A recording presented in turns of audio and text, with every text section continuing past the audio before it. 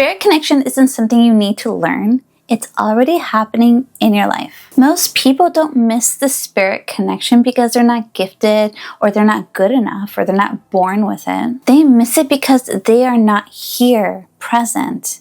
And if this is already hitting home, then you need to watch the rest of this video. Hi boo, I'm Claudine. I'm a medium with over 20 years experience of working with energy, and I'm also a certified death doula. I'm here to guide you to help you trust yourself, strengthen your authority, and understand that spirit connection is something natural, innate, and deeply supportive. And if this kind of conversation feels familiar or relieving to you, you might want to subscribe. Okay, so think about it. We go through most of our day thinking about what we are going to do. We're mentally somewhere else. We usually think about what's going to come next. We're planning, we're strategizing, worrying, replaying conversations, and regretting things that happened in the past. And our awareness, our thoughts are either pushed forward in the future or back in the past. But rarely are they right here in this present moment. And when your awareness isn't here in this present moment, you miss what's being presented to you in this moment,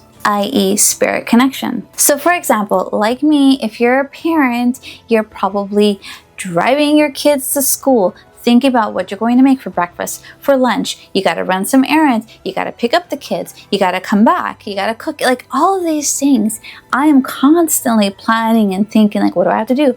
And like ticking off things as I go along. Or if you're working, you're thinking about deadlines or meetings or to-do lists or people you have to interact with. And then when you finally stop to relax or you have a moment to yourself, then you think about what you missed. Oh, I should have done this. Why didn't I do that? Why didn't I go get a coffee? Now I'm so exhausted.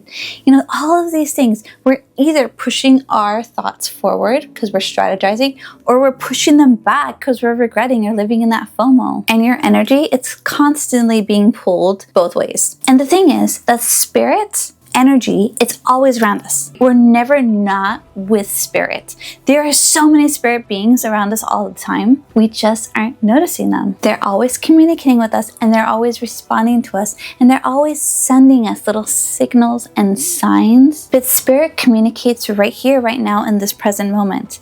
And when our awareness, our energy is not here in this present moment, we are missing their communication. So it isn't that spirit's not connecting with you, or you're not good enough, or you're not seeing it, or whatever. Well, it is because you're not seeing it.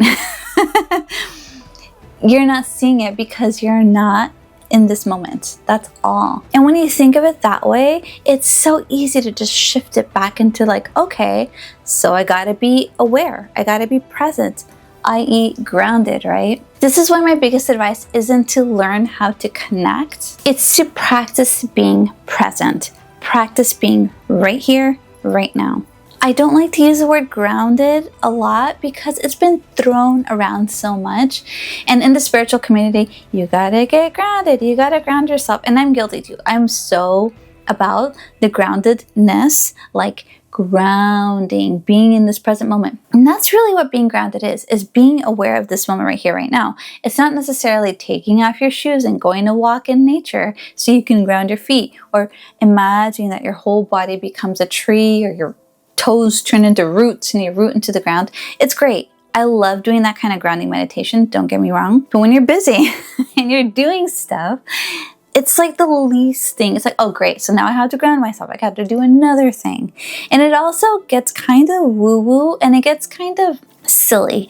So rather than like, okay, I gotta ground, think of it as like, okay, let me bring my awareness right here. Just bring my attention back to this current moment. That way it doesn't turn into another thing to do or a chore. And you're just remembering to notice what is happening right now. And the easiest way to do this is naming what you're doing. So right now, I am filming in front of a camera. Instant grounding. You are watching me on a video.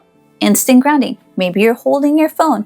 Maybe you're watching on TV. Maybe you're walking and listening. Whatever it is that you're doing in this moment, name it. And do that all day throughout your day. I love to just remind myself, it's like, I'm driving my car. I'm going to the grocery store. And it sounds so silly, but I just bring my awareness like right here, right now. There are other techniques, don't get me wrong. If you like taking off your shoes, walking barefoot, perfect, that's great for you. If you like breathing exercises and really like solidifying into this present moment, great. If you like doing yoga, awesome. Walking, cool. Drinking cold water, eating a grounding meal, all of the above is great. Whatever works for you will be the best thing. And another thing is like what works for you might not work for me, and what works for me might not work for you. So you got to figure out what your best method of being present is.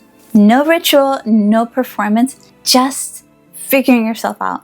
What makes you tick? What feels best for you? And if this feels good and it's really resonating and it's calming you and you're just like, okay, yeah, I totally get this, please subscribe so that I can continue to help you. There's a thing like we're probably clicking, and I know I've gone through so many mentors and teachers throughout the years. There are just some people that click and some that don't. Find the people that click for you. And if I'm one of your clickers, subscribe. I don't know how to do that smoothly. Subscribe. So you're present, you're grounded. Awesome. When you're present and grounded, that's when you start noticing numbers. You can call it angel numbers. You can call it spirit numbers, whatever. 1111, 1234, 333, 444, whatever it is. You start to notice the numbers, right? Because you're paying attention to your current reality. Or you think of somebody before they call you. Like your friend pops into your head and suddenly they call and you're like, oh, I was just thinking about you. Synchronicity. Or you hear the exact words that you needed to hear at that moment. It's just like, I needed that. You only heard it because you're paying attention. You're grounded. You're present. Or maybe something quietly confirms the choice that you felt was right. It just feels good to you. You're not creating these moments. I mean, kind of you are. You're like, in a way, shifting the energy around you, right? Manifesting. But you're noticing them. It's not like you are like reaching out as much as you are like paying attention to how everything shifts around you, including spirit, your spirit loved ones are all around you, giving you these nudges, giving you these signs. Spirit is meeting you where you are. And where better than the present? So if you glance at a clock, well, let's say you're all present, you're grounded, you glance at a clock, it says 1111. What do you do? Instead of asking, what does this mean spiritually? Or like Googling, what does 1111 mean? Don't do it. Don't Google it. All you gotta do is ask yourself, okay, something's getting my attention. What am I doing at this moment? What do I need to see? What do I need to understand? And then follow the next sign. When you stop and ask yourself, what was I thinking about? Or what decision am I sitting at right now, right? Another sign will appear. So for example, you see 1111, cool, that got my attention. And then you see a license plate drive by that says like, I'm listening or something, I don't know. Something that just hits for you. You're just like, oh, there's another sign. It's like a confirmation from spirit that you're not alone.